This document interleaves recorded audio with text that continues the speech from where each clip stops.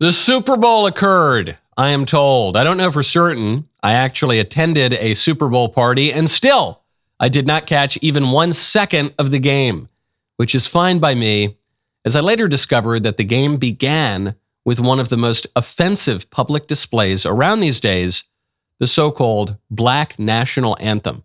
Grammy Award-winning recording artist, Andra Day.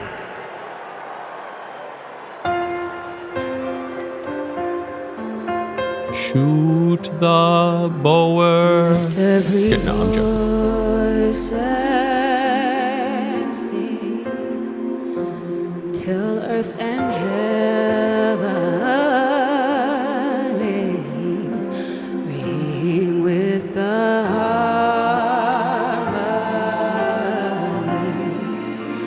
of liberty. All right, that's enough. Now, my black friends do not consider that to be the national anthem because my black friends are Americans and normal. But that song has increasingly come to be seen as an alternate national anthem. One of two national anthems because we now have two nations coexisting for now right on top of each other.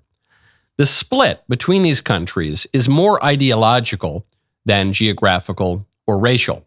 There are geographical aspects, blue states and red states. There are racial aspects. Most black people vote for Democrats. But the split fundamentally is ideological, which is why the Super Bowl ads clashed with each other. They were coded to speak to different audiences, different kinds of Americans, two different nations. Two different nations which increasingly don't even speak the same language. I'm Michael Knowles. This is The Michael Knowles Show.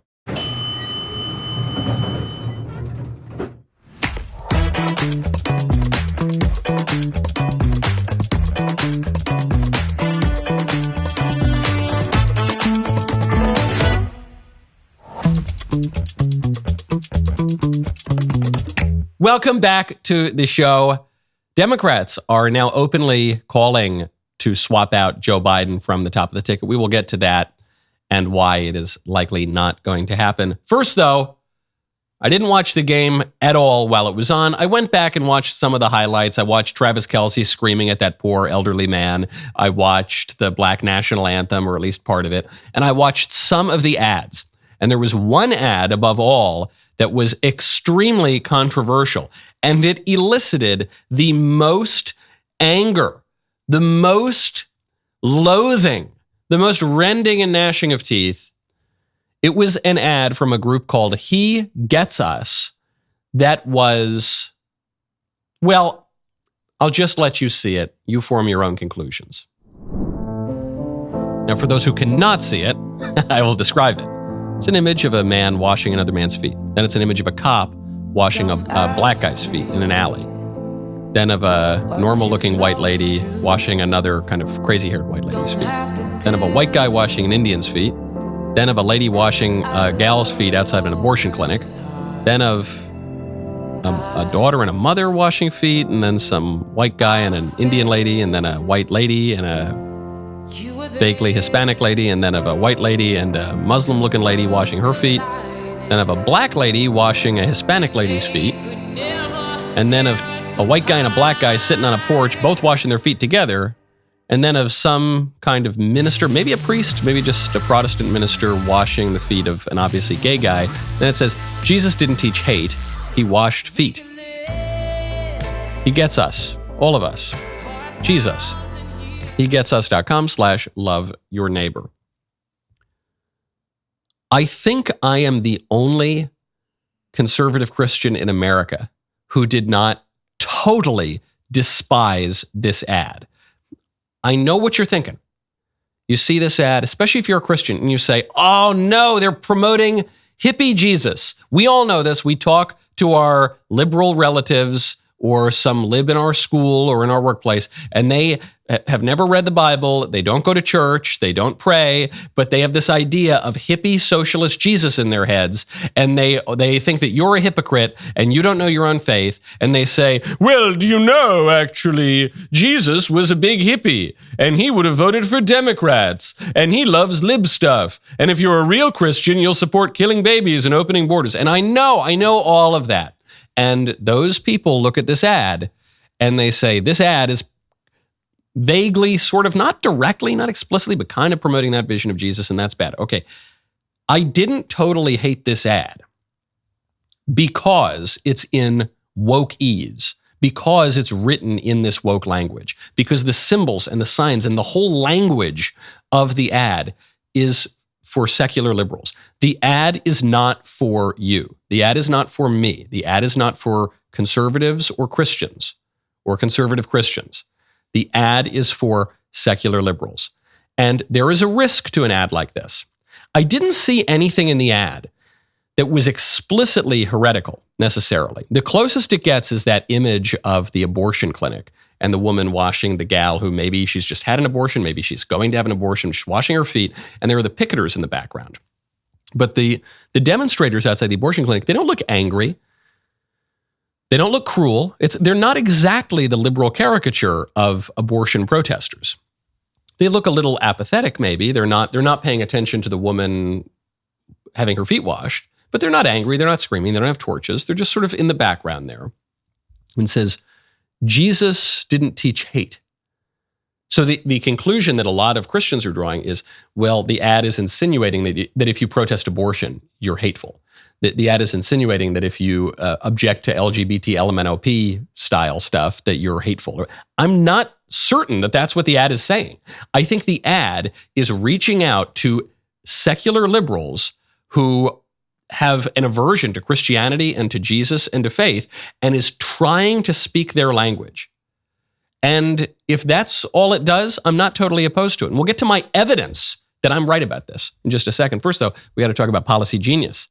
Go to policygenius.com/Knowles. No one likes to talk about life insurance, but it's incredibly important, and you need to include it in your financial planning this year. Start shopping now with Policy Genius. Find the right policy to protect your family today and give yourself and your family peace of mind.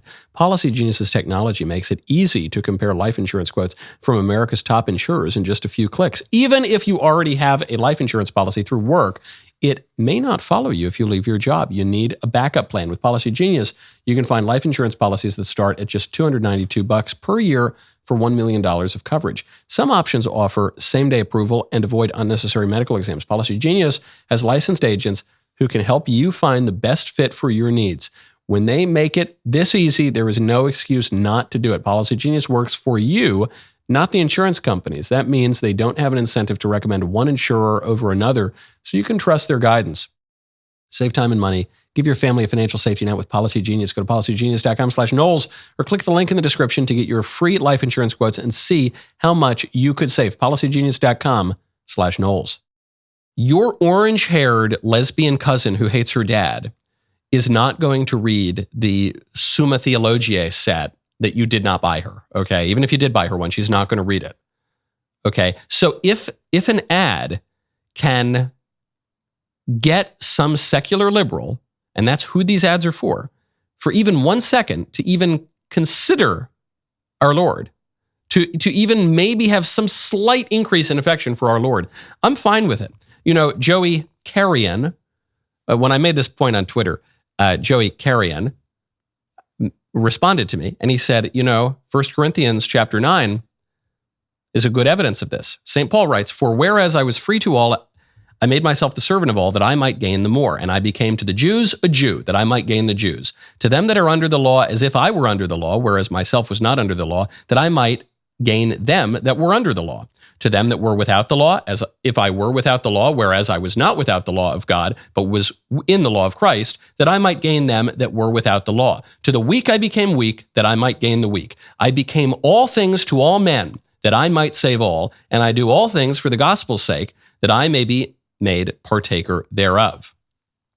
From what I can gather about this ad, the He Gets Us thing, It's funded by right-wing evangelicals. It's not totally clear, but it sort of seems like that. And probably those right-wing evangelicals have the same thought that St. Paul does. I'm not saying it's a good idea. This is not the kind of evangelism that necessarily is my style. But the idea behind it, the idea that you got to speak people's language, when they don't speak your language, you got to speak their language. When you want to go evangelize the Chinese, you got to speak Mandarin. You can't go and speak English, most of and maybe now you can, because the Chinese all learn English in school because they have much better education systems than we do in most cases. But when you want to go speak to someone, you got to speak their language. Okay? And even the most controversial part of the ad, the abortion clinic, I think it serves a decent purpose. Would I have changed the image a little? Maybe I would have. But it serves a decent purpose. A lot of people allow their own personal sins to be an obstacle to acknowledging the truth before them. They'll know the truth. They'll know it's wrong to murder babies. But if they've had an abortion in the past, they'll say, well, if I admit this truth that I know, then I'm a murderer and I can't bear that and I can't live with that. So you have to make clear to them. You have to give them an off-ramp. You have to make clear to them, no, there is redemption for you. It's not all over. You actually, but in order to have that redemption, you have to acknowledge the truth. And the truth is that abortion is murdering a baby. A lot of people do this, especially when it comes to sexual sins, because sex is so close to our nature. They'll do it. You got to give them an off-ramp. You have to, it's not to say we excuse your behavior, go kill more babies, go do more weird sex stuff. But it is to say, this isn't the end of your life. It's all right. It's okay. You've been doing bad stuff. Just cut it out. Just cut it out and you'll be okay. Acknowledge the truth. Follow the truth. Look, I'm not saying it's the greatest ad ever. It certainly is not. If it's a starting place, though, for even one lost lib to turn toward the truth and toward God, I'm okay with it. Now, there was a better religious ad, which was the Hallow Ad, the great Hallow app, which sponsors this show. Take it away. God, we take this moment just to give you thanks. We thank you for this time to come together as a family, as friends, and as a country. Help us, Lord, especially this Lent, to grow closer to you. Amen. Join us in prayer this Lent on Hallow. Stay prayed up.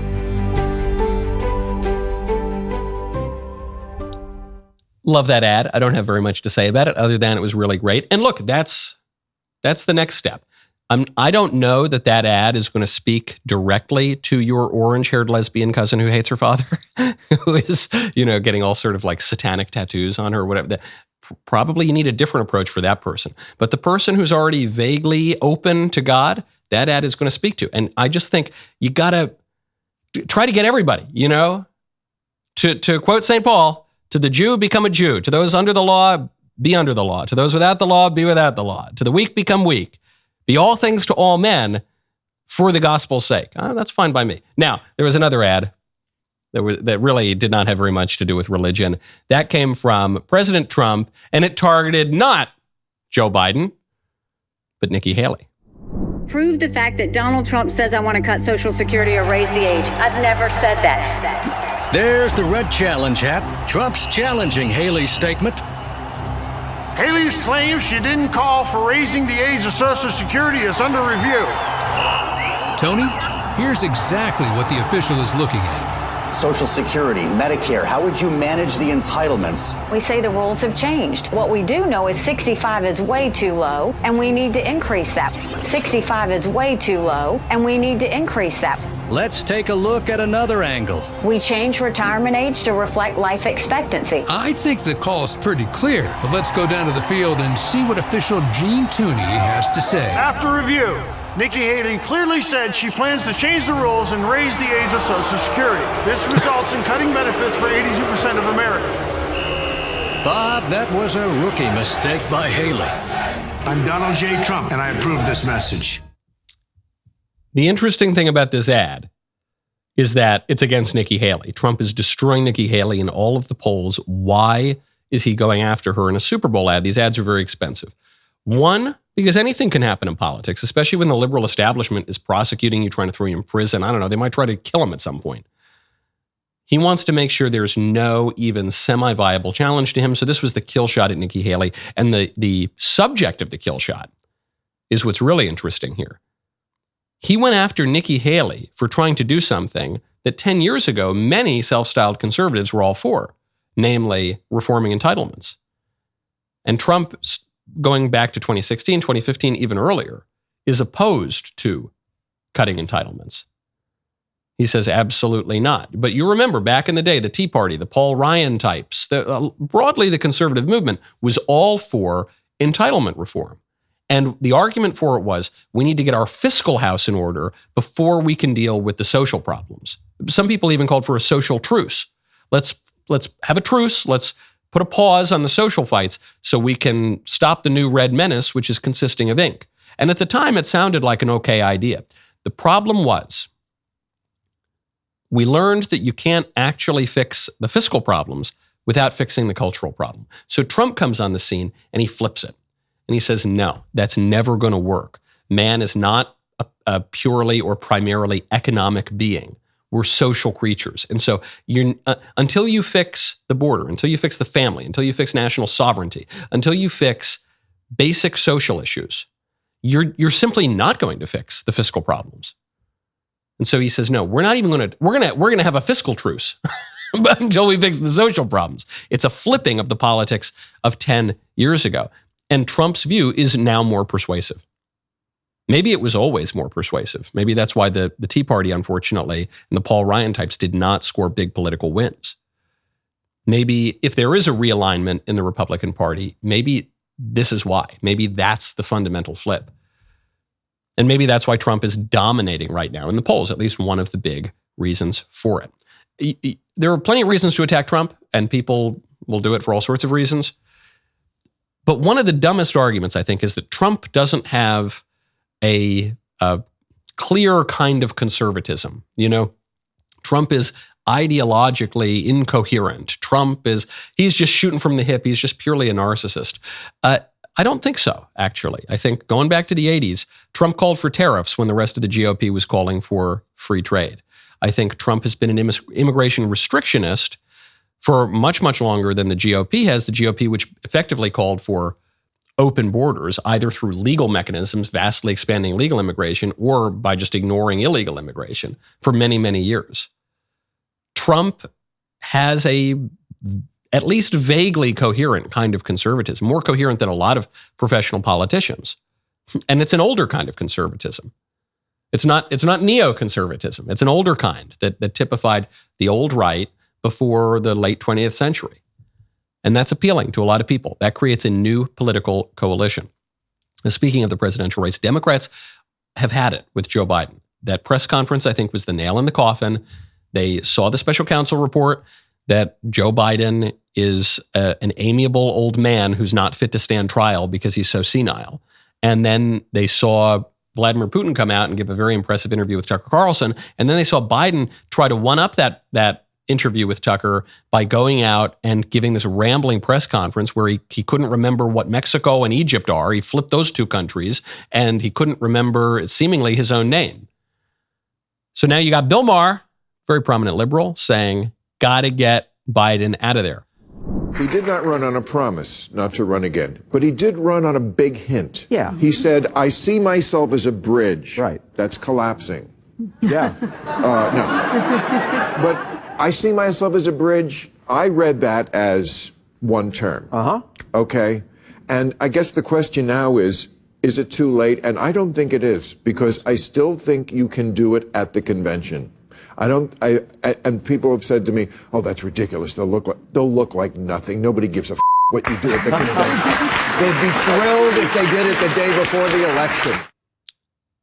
86% of Americans don't think Joe Biden is up for the job. So while I generally believe it looks terrible for a party to swap out its nominee, or its running mate for that matter, it just shows weakness. At this point, Biden and the Democrats are not fooling anyone. The Democrats realize they are in a very bad situation. Even if they rig all the votes in all the different states, it's still going to be tough. I mean, the vast majority of Americans don't think this guy's up for the job. It's not just Bill Maher and some of the more liberal, libertarian comedians who are throwing pot shots at Biden. It's CNN, too. This report from the special counsel includes photos Those photos include shots of a box just sitting in President Biden's Delaware garage. The special counsel described it as a badly damaged box sitting amid household detritus. So there was some material that was in cabinets, locked or lockable, as the president said, but all of it certainly not. And that open, unsealed, damaged box included, according to the special counsel, highly sensitive, top secret material about the war in Afghanistan. That claim that he didn't have any material that was quote unquote high classified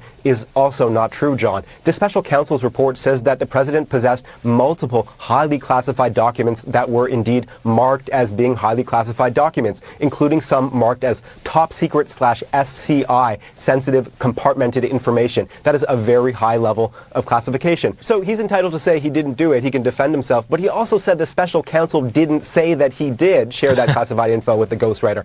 Except, John, the special counsel did say that explicitly.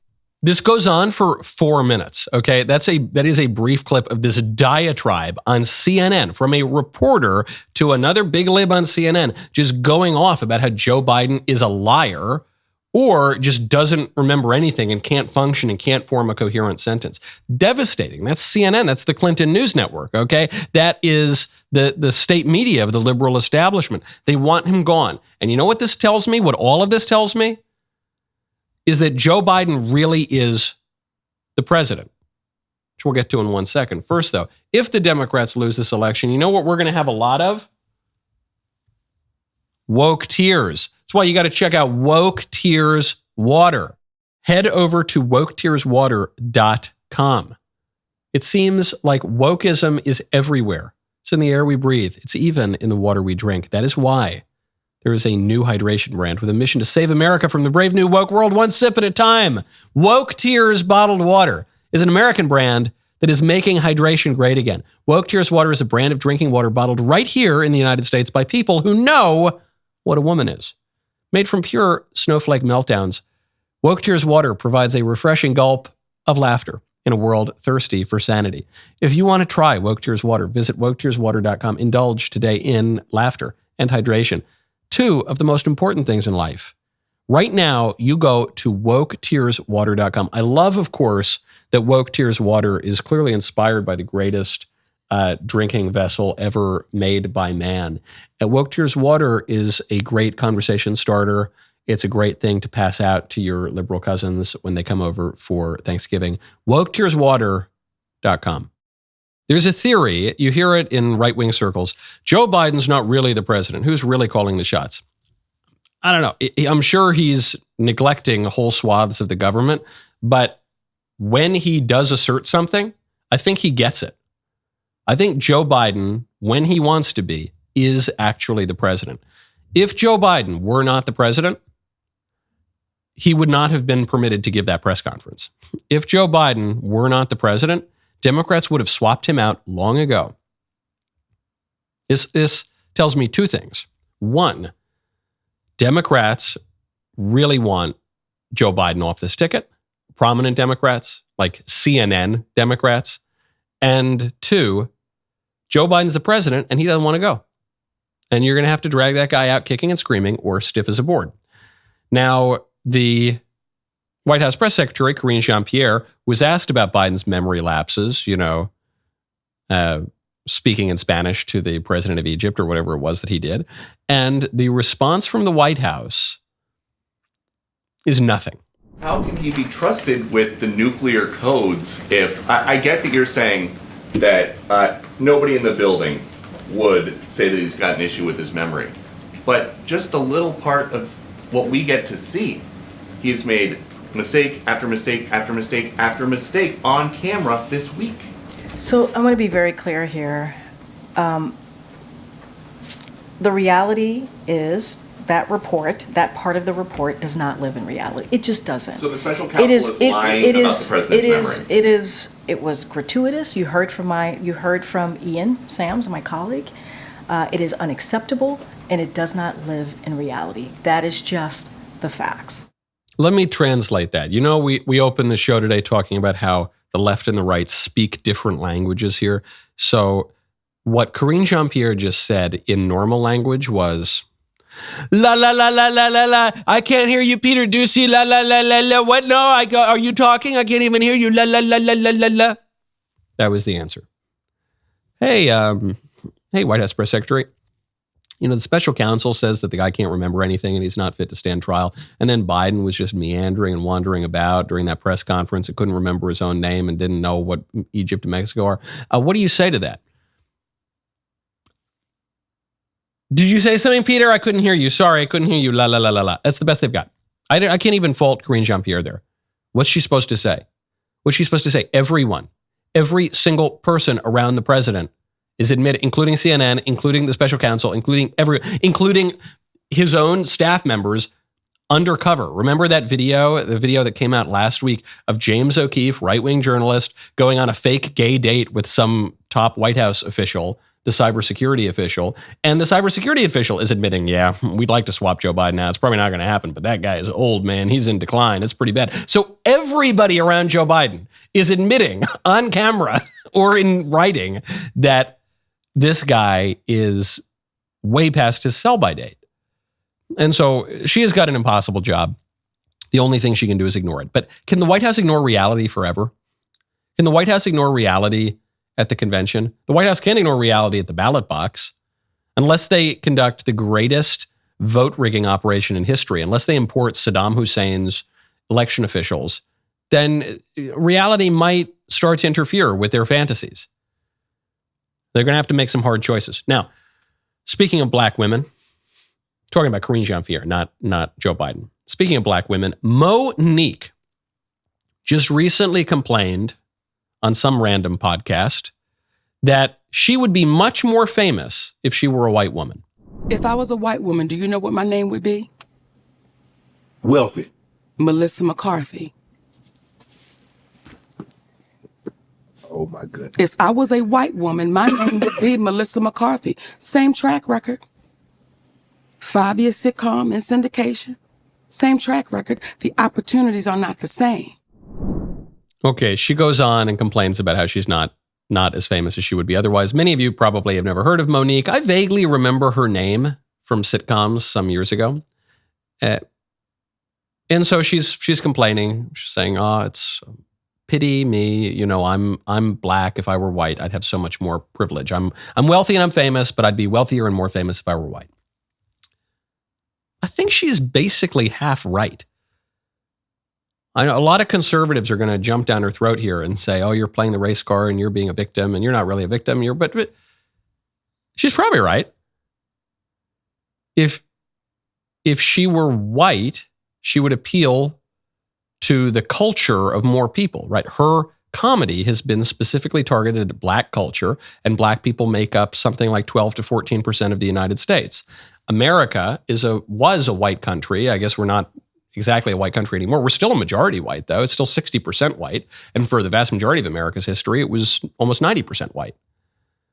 So, yeah, that's true. If you appeal to a minority population, you're going to be less famous than if you appealed to the majority of the population. That's true. That's obviously true. Now, it's not clear that she would be Melissa McCarthy because the competition pool is far greater when you're trying to appeal to the majority. So maybe if she were white, Melissa McCarthy would just have her career and no one would have ever heard of Monique. There are some advantages to appealing to a niche minority audience. But I think her concern is legitimate. She's saying there is this distinct culture within America that I appeal to, but the culture that I appeal to and the majority culture are not synonymous. And so that is just naturally restricting my growth potential. Yeah, that's true. That's true. Culture really does matter. And there is some intersection with culture and race. It's not exclusive, obviously. But yeah, she's right about that. That's true. And this is also why calls to radically change the demographics of the country will inevitably affect national culture. Now, when we're talking about changing the demographics of the country, we're actually not really talking about black and white anymore. We're talking about importing a lot of Hispanics into the country through an open border. But that will change the demography of the culture. And the reason that the or the demography of the nation, rather. The reason that the liberals are doing it is not because they want different sitcoms on the air, obviously. The reason the liberals are doing it is because they think that it will give them a permanent electoral advantage. And if you look at party affiliation and voting statistics, they might be right about that. I know Republicans have long wished that Hispanics are conservatives. They just don't know it yet. Many Hispanics are conservative. I got a lot of Hispanic friends that are extremely right-wing, and certain Hispanic groups are more conservative than others. The Cubans are much more conservative than the Hondurans, broadly. But the numbers over the last several decades seem to bear out that the Democrats are right. That's why they're doing it. That is real. When Monique complains about it, I don't think anyone's yet connected Monique to the permanent and changing electoral landscape of the United States. But that's what it's about. Yeah, it's true. Culture is different. If you want to have much more cultural influence and impact, you're going to want to have access to the majority of that culture. So you got to change majorities and minorities. Now, speaking of discrimination, Facebook and Instagram have just announced that they will no longer recommend political content on their social media platforms. Mark Zuckerberg said this, and I wonder why it is.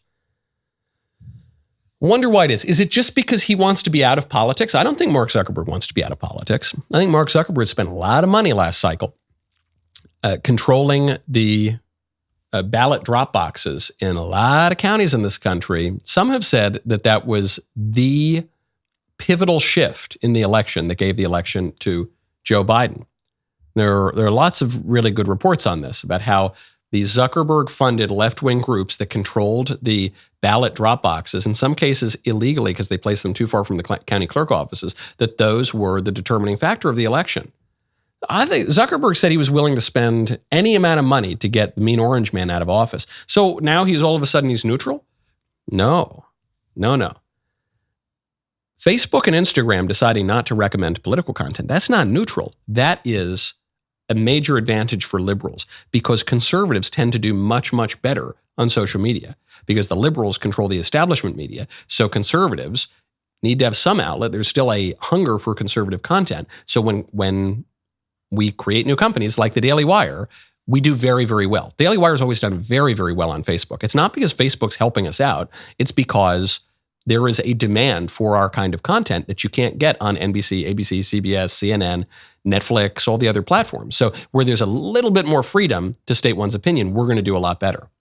That's why conservatives are doing so well on X right now.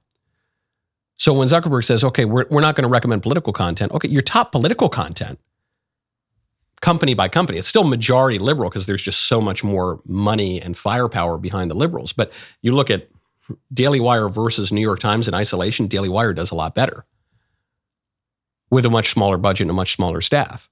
So when he says we're not going to recommend political content anymore, that disproportionately hurts conservatives. Also, the other reason that it's so brutal is the news right now is very bad for liberals.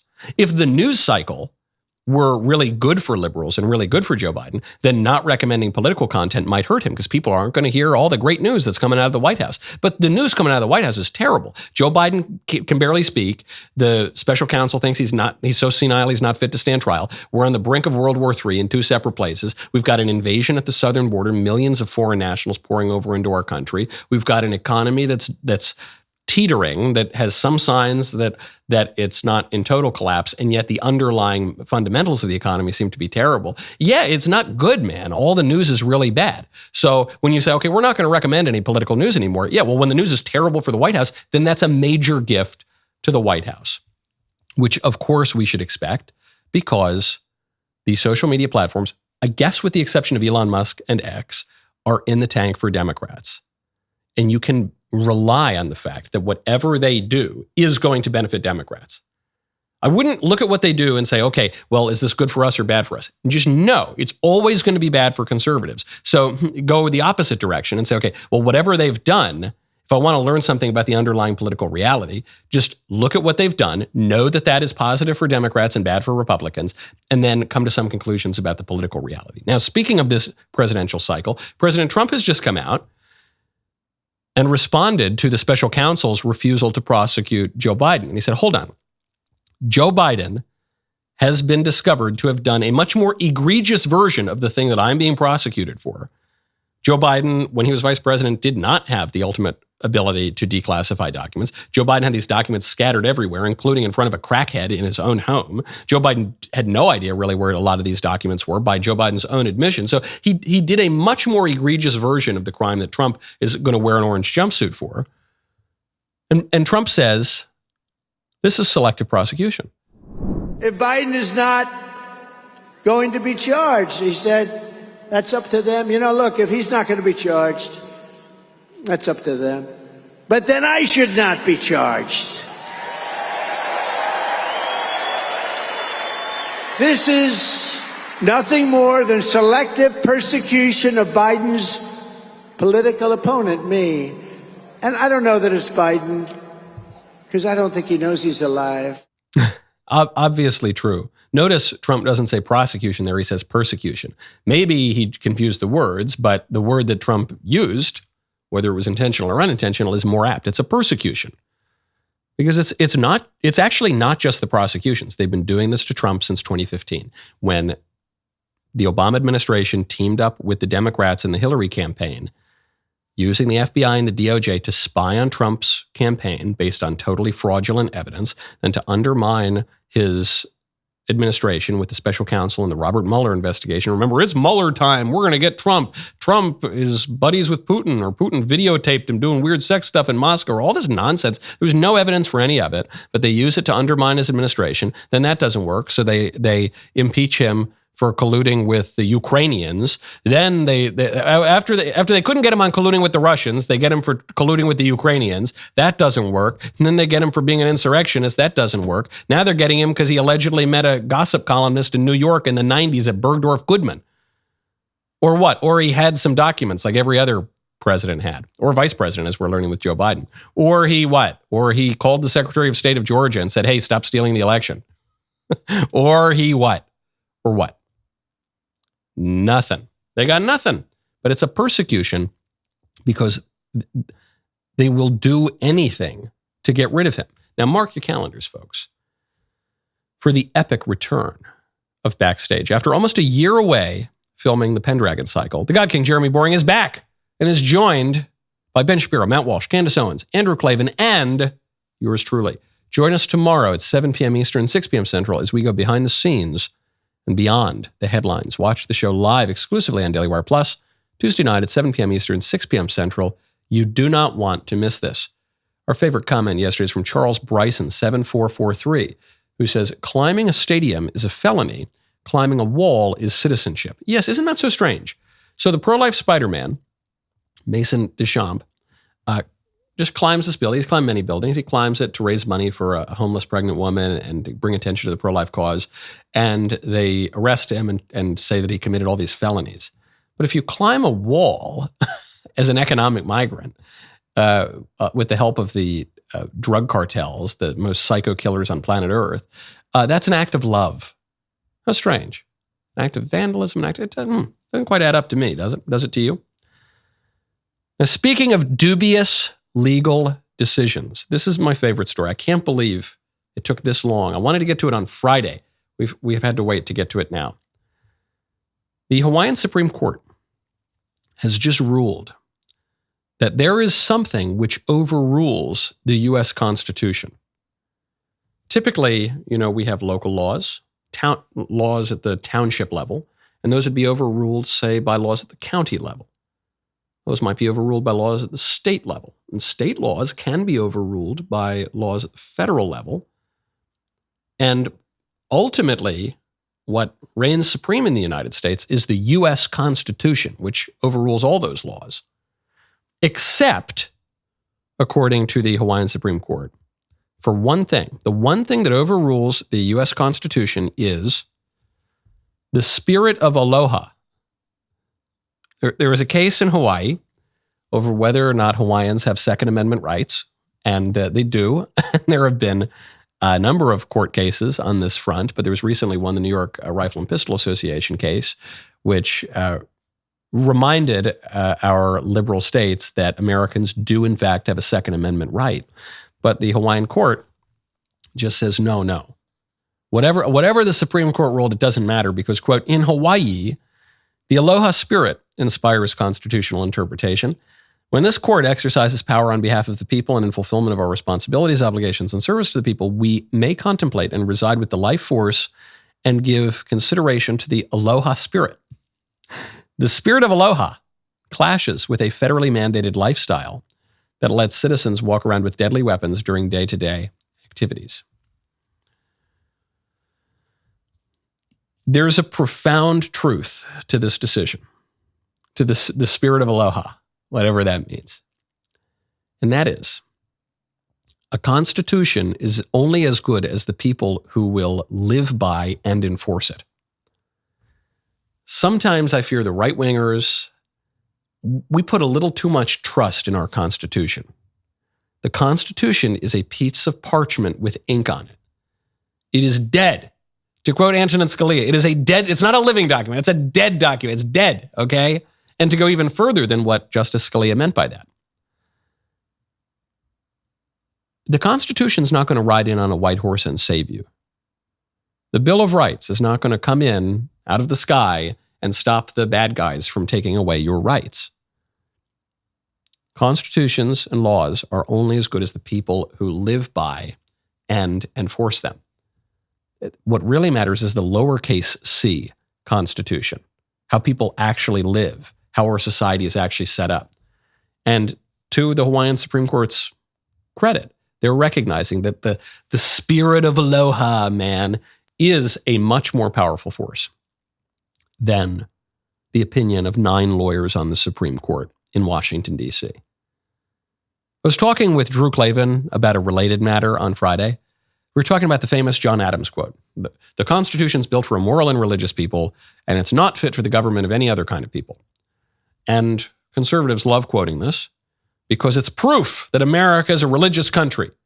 We're a Christian country, founded on a belief in God. And those atheists and those liberals and those secularists, they want to pretend that we weren't. But by golly, there it is. There's John Adams saying that we are. That's not really what he's saying, right? I mean, what he's saying is that the Constitution exists for a moral and religious people. It will work for a moral and religious people. But it's not going to make the people moral and religious. For the people have to be moral and religious. That is a prerequisite to having a country that is governed according to our Constitution. The Constitution will not magically do that for you. So if the people ceases to be moral and religious, as increasingly I suspect we have, then the Constitution's not going to work. Constitution and $1.50 will get you a cup of coffee before Joe Biden, after Joe Biden inflation, then you're going to need like $4.50 to get that same cup of coffee.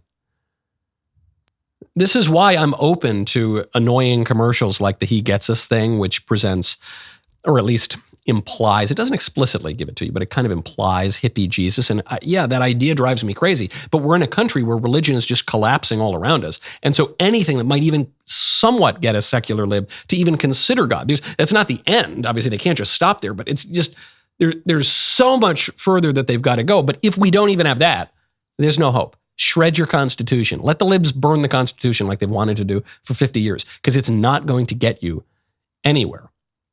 Now, there is an example of countries turning this kind of thing around in precisely this way, with a religious revival that is undertaken not merely from the level of culture and individuals making choices and blah, blah, blah, but it's from the political level.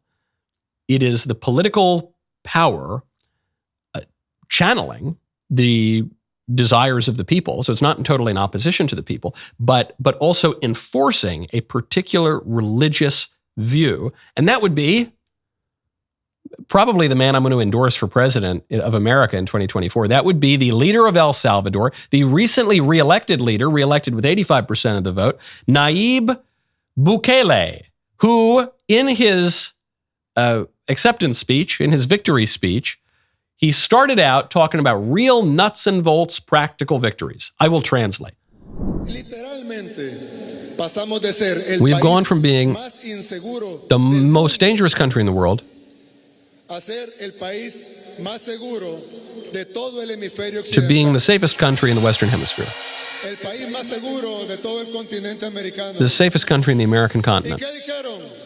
What did they tell us? You're violating human rights. Whose human rights? The rights of honest people? No.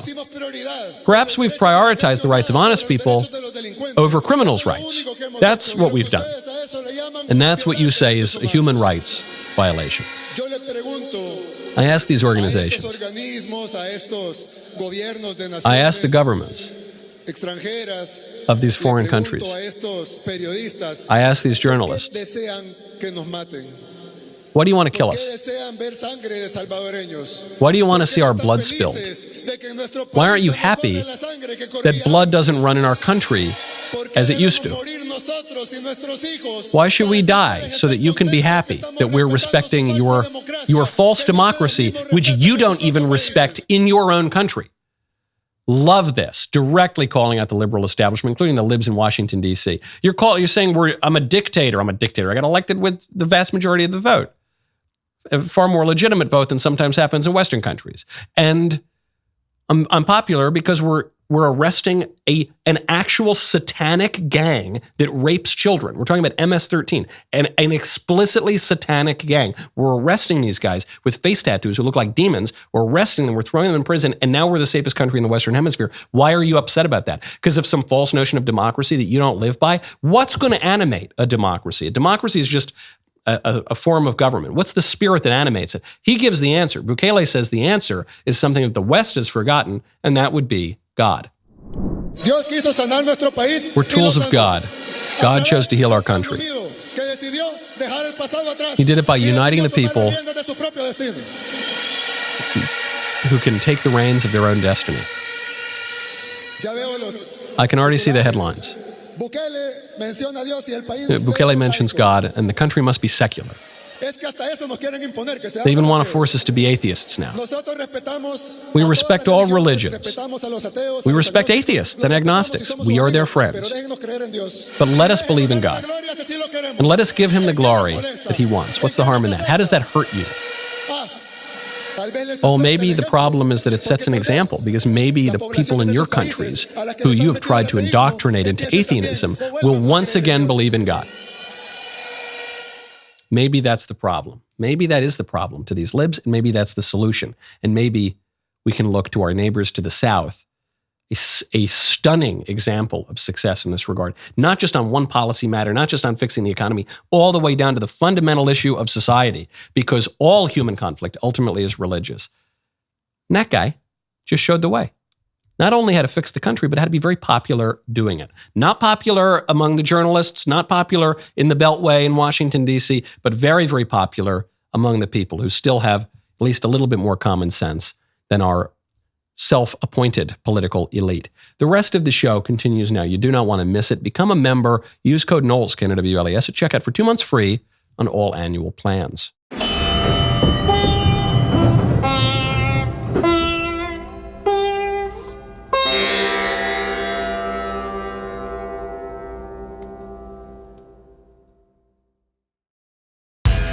One stage, one night, no limits. Don't miss the epic return of the God King, Jeremy Boring, with Ben Shapiro, Matt Walsh, Candace Owens, MichaelKnowles, and Andrew Klavan. Backstage. Watch it live tomorrow night at 7 p.m. Eastern, 6 p.m. Central, exclusively on the DailyWire Plus app and on DailyWire.com.